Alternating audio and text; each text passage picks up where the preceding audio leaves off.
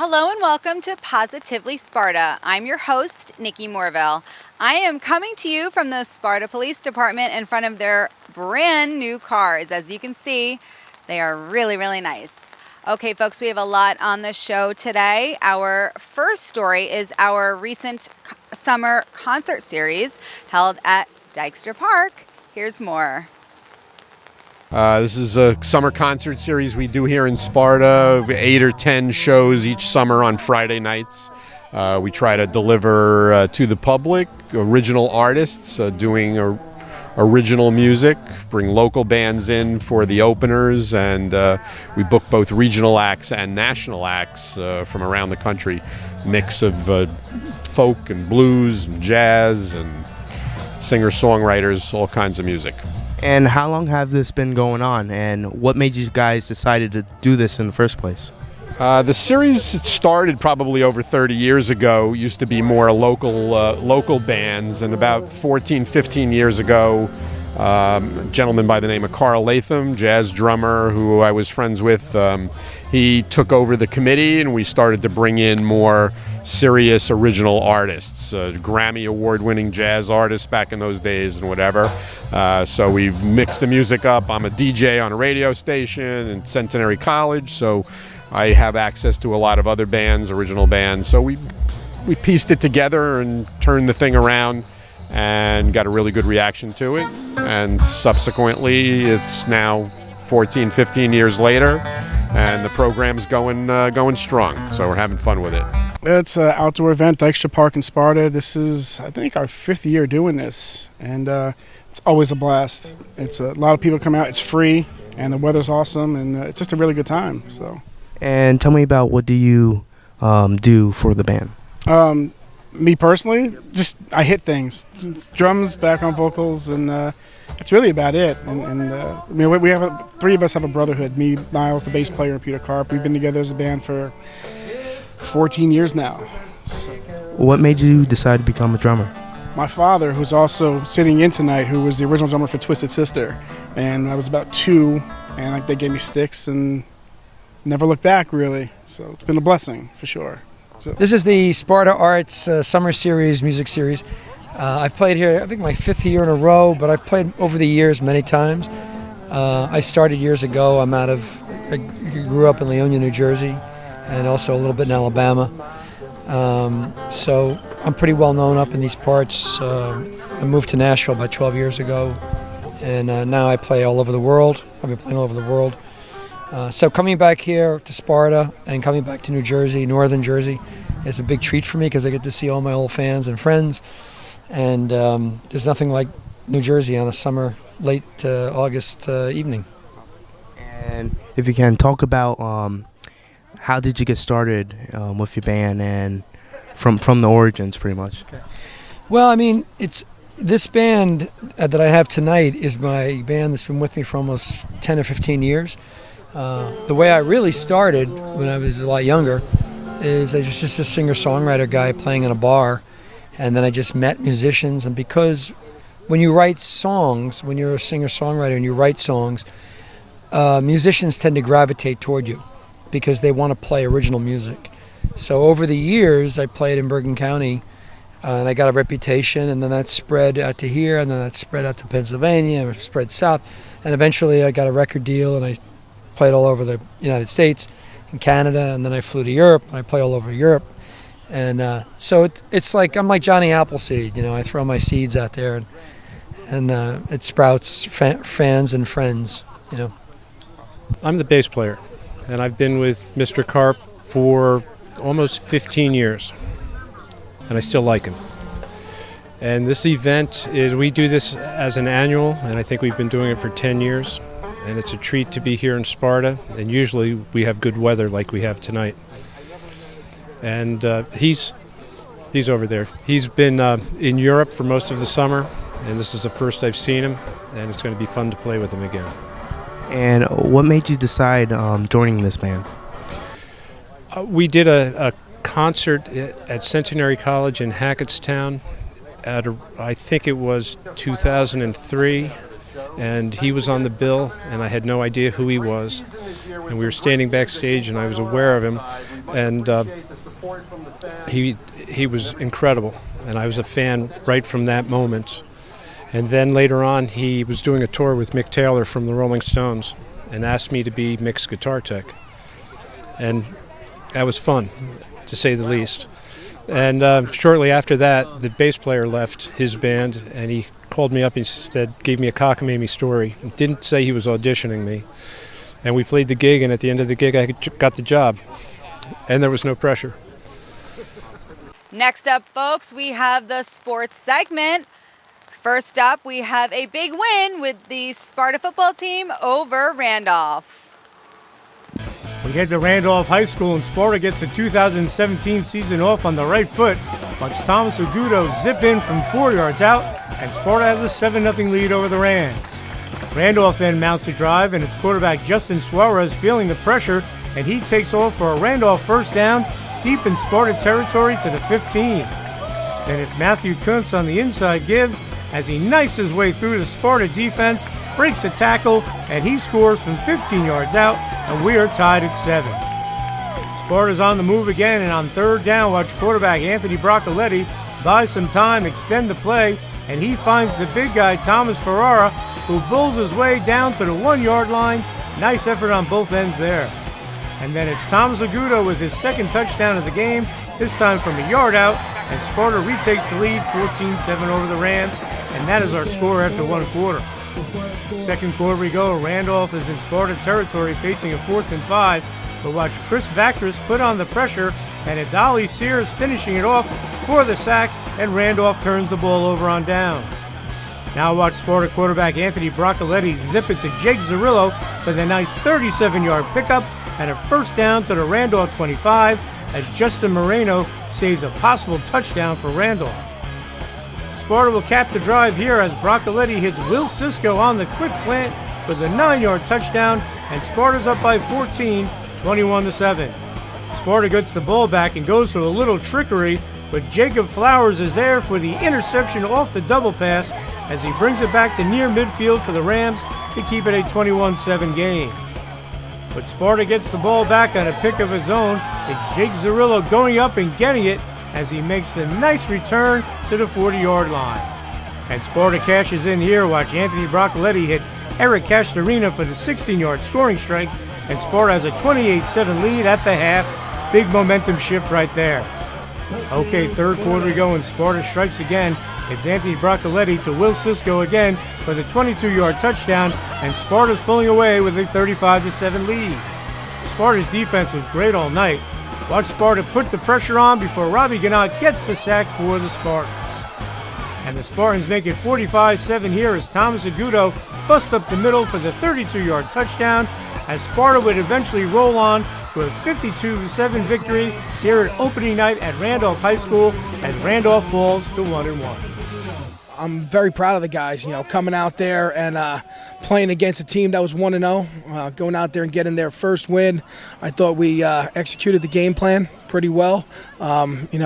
Getting our skill guys the ball. Our offensive line, I thought played very well, opened up some big holes for Thomas to run down. So, and then after that, if you talk about our defense, we came up there and gave up 7 early, but then blanked them for the rest of the game. So proud of that. We've been preparing this game all summer, and finally got out to show people what we could do. And people doubted us a little bit, because we lost so many seniors, lost so many points, so many touchdowns. But we filled the shoes and did a good job. We've been preparing for it all summer. Our coaches prepared us great. We had a great game plan going into it. We really just want to come out here and show everyone what the 2017 Spartans has, because previous Spartans have been talked about a lot, and people are doubting us this year, but I think that we erased all doubt tonight. So how did the offensive line help with the game tonight? They did absolutely amazing. There was massive holes to run through, no complaints whatsoever. They worked hard all summer, and I should be congratulating them later. I arrived here in December, and upon my arrival, we had already established a committee to investigate the possibility of getting a synthetic, turf field multi-purpose, multi-sport field somewhere on campus. So we're still investigating that. We're looking at two possible locations. One would be right now where we play many sports on castles, and the other would be behind the high school, so to speak, adjacent to the area where the tennis courts are. And either way, it would be a multi-purpose for physical education classes and, of course, multi-sport. Now, is there a time frame? I know there was a committee that's been here, like you said, before you got here. What kind of time frame you're looking at if this is going to happen? Ideally, we would like it to be completed for fall sports in 2018.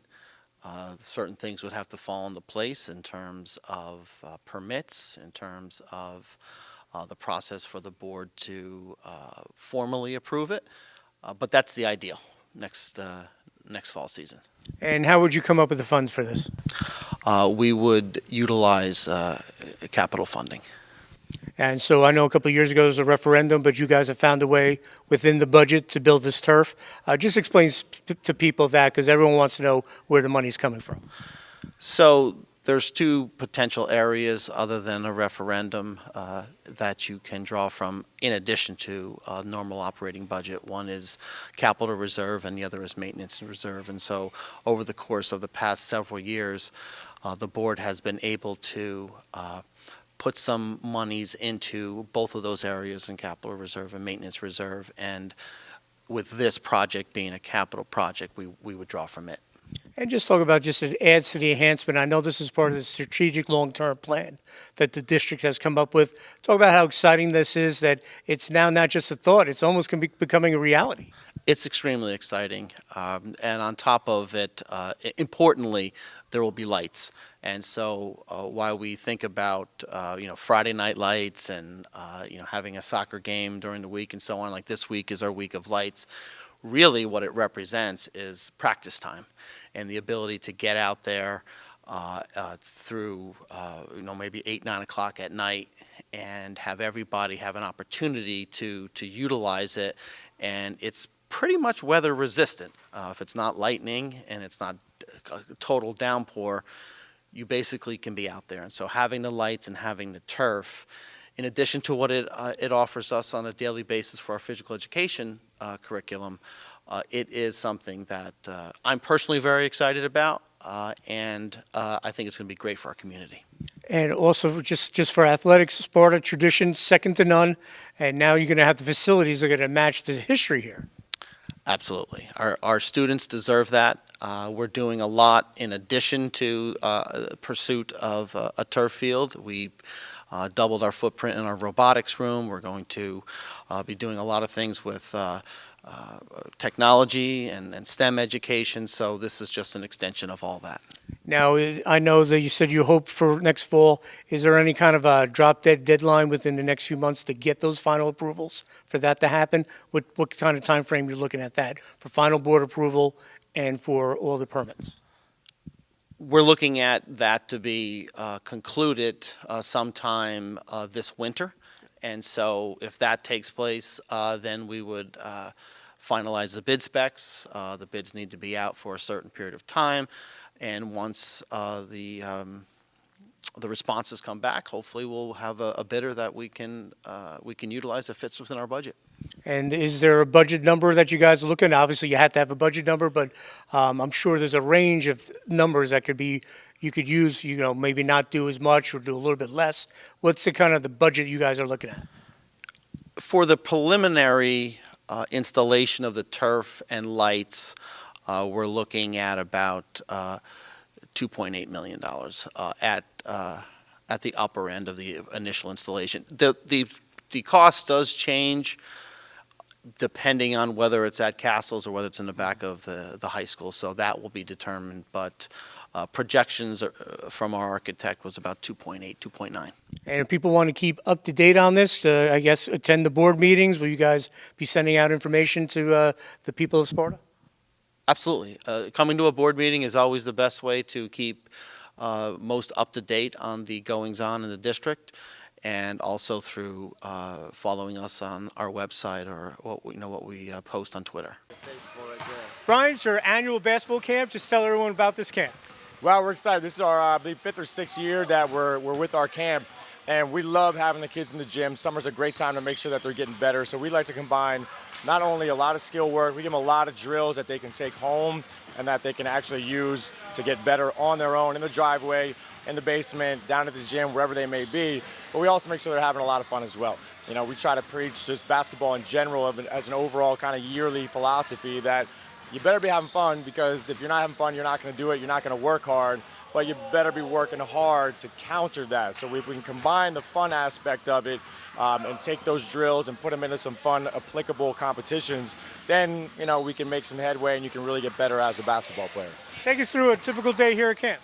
Well, we usually do a morning stretch, especially after the day before. They're usually coming in, even these young kids are coming in a little bit tight, a little bit sore. I'm thinking to myself, you have no idea what a little bit tight and a little bit sore is. But we get them in, get the stretch, we get a good warm-up.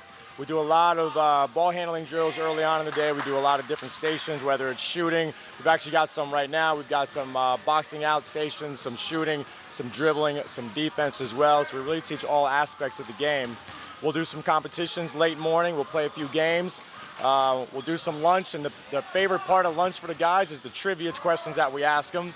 So we'll throw in some trivia from the high school kids that work our camp all the way up through NBA and Hall of Fame type stuff, so they seem to enjoy that. And then we'll bring them back in right after lunch, and we'll do some more skill work that will add into some competitions, and then we finish up usually with games and maybe a final drill or two. So like I said, we really try to combine all aspects of the game throughout the day. We don't have the kids sitting around basically at all. You know, we don't like to have them sitting there. We like them up, moving, having a good time, and learning the entire day. Now, you mentioned you got some high school kids here that play. Probably at this point, some of these guys might have went to this camp when they were kids. Yes. So just talk about how important that is that these kids are coming back. Yeah, without a doubt. All four, actually 5 counselors we've got this week, all were at the BT basketball summer camp in years past, and now they're all high school varsity players. We got Pope John, we got High Point, we got Sparta.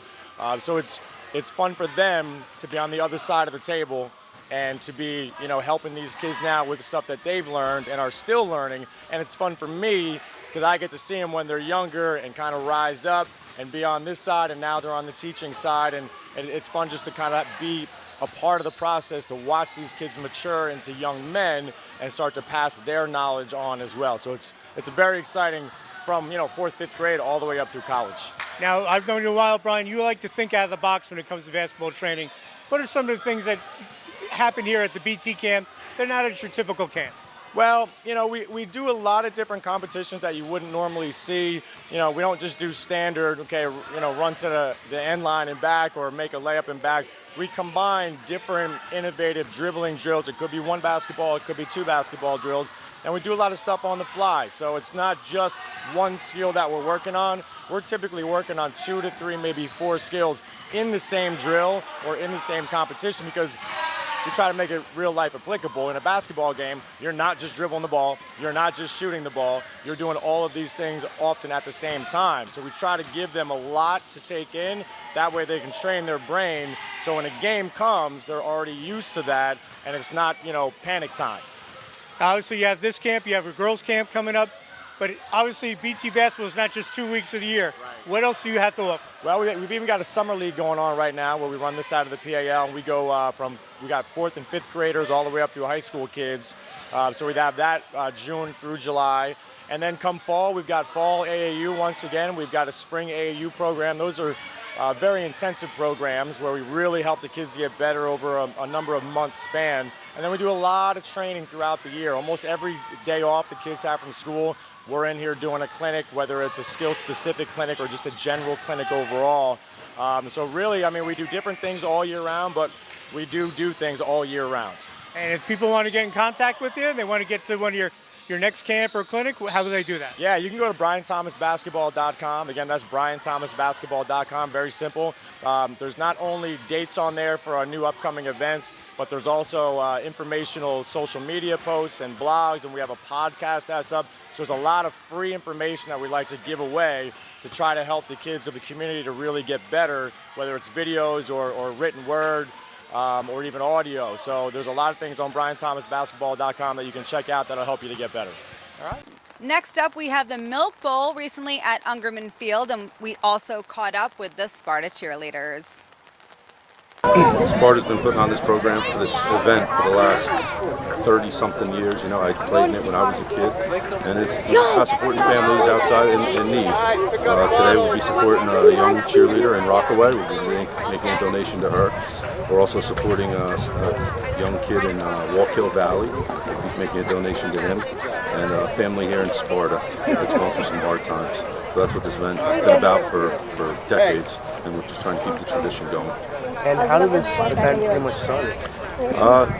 Today's event, Ross Richardson, who's our head coach of all coaches in the program, spent hours and hours reaching out to all these towns and families to come out here today and doing the scheduling and stuff. It's a lot of work. And would you say you're the event coordinator here? You know, I'm the president of Sparta Youth Football. You know, my whole board really helped out. We have 21 people on the board, and you know, it was a group effort. You know, coming down here last night, setting up all the fields, and so far I think it's going great. Next up, folks, we have our police beat right here at the Sparta Police Station. There's so many things you touch upon with this LEAD program, and I think the sooner you get in there to do this with your schools, the better, the smarter, especially with cyberbullying, such a big issue, especially some of the tragedies that have happened in our surrounding area, and now putting a stop to that now, and teaching these kids. I think that it's great that the officers get taught on what they need to do. To then teach these kids. It's important. It is. It's extremely important. And again, it's something that was done years ago through Corporal Sue Parks, Sue Jesperson with the DARE program, and we were fortunate to have her. And she did a phenomenal job back in the day, and that's all we want to do, is we want to strengthen our relationships with the schools, become a part of them, get into the schools, whether it's for security purposes or educational purposes. It's twofold and equally as important. Absolutely. And I think that leads us into our next topic. So many times the stigma of the police can be scary. And a big thing with you, Neil, and your police squad here is to get that stigma away. And you guys are not the bad guys. You're the good guys. So talk about this next program that you have and the different facets of that. Okay. Thank you, Nikki. Yeah. We're very excited to form a relationship with something called the Code 9 Project.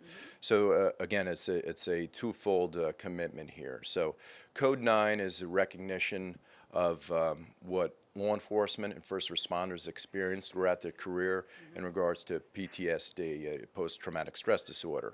And it affects almost every first responder out there. It does not matter the size of the agency, the department. I've got friends, you know, in major, large cities, NYPD, some of the larger agencies in the state of New Jersey, Jersey City, Newark, and many friends in the smaller ones too. So unfortunately, first responders throughout their career, they're apt to see some pretty horrific things. So it brings recognition to that, number one, and I'll get into that in a little bit. Number two, it forms, again, part of the Code 9 Project is forming a relationship better with our youth in the community and stronger ties. Unfortunately, throughout my career, and I've spoken to many officers about this, when we bump into parents sometimes with their children, sometimes we'll get the saying like, you better be careful, or you know, that officer's going to, lock you up or put you in jail. And yeah, exactly. And everybody knows how impressionable kids, can be and how they can take that and stuff. And I know it's bothered me a little bit over the years, and some other officers, because we don't want that type of relationship. We want to be able to, if have a kid come up to us if there's something going on, and feel comfortable about approaching us. So, I joke about it, myself. I mean, that's my job with my daughter. If she gets out of line, and more so when she doesn't listen to me, my enforcer is the wife, Lisa, and she'll take care of business. Yeah, exactly.